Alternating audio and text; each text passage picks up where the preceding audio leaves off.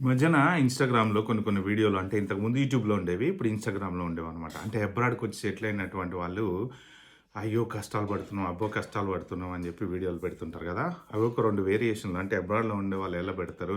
లేకపోతే ఇండియాలో ఉండేవాళ్ళు వీళ్ళ గురించి ఏమనుకుంటారు అని చెప్పేసి ఒక 2 వేరియేషన్‌లో చూద్దాం మనం.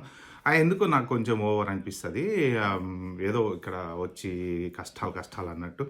జనరల్‌గా వాళ్ళు ఎలా పెడుతుంటారంటే వీడియోలు, అబ్బా! ఇక్కడైతే అసలు పొద్దున్నే దింపటము, మళ్ళీ తేవటము, మళ్ళీ పికప్ చేసుకోవటము, అసలు టైమే దొరకట్లేదు. మళ్ళీ వండుకొని కరెక్ట్‌గా వండుకుందామంటే టైం దొరకట్లేదు. ఒక్కొక్కసారి వారం రోజులు కూడా తినటానికి తిండి చేసుకోవటానికి టైము దొరకట్లేదు.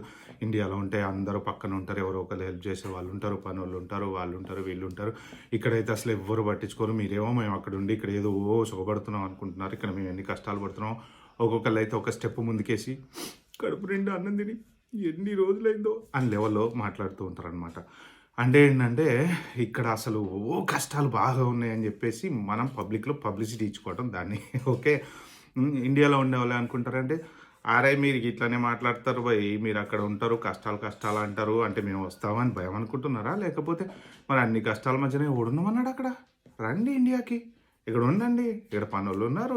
చుట్టుపక్కల అమ్మ నాన్న ఉన్నారు. ఫ్రెండ్స్ ఉన్నారు. ఫ్యామిలీస్ ఉన్నారు. అన్ని కష్టాల మధ్యన మరి అంత దూరంలో మమ్మల్ని అందరినీ వదిలేసి వెళ్ళి ఉండటం అవసరమా అని వాళ్ళు అంటారనమాట.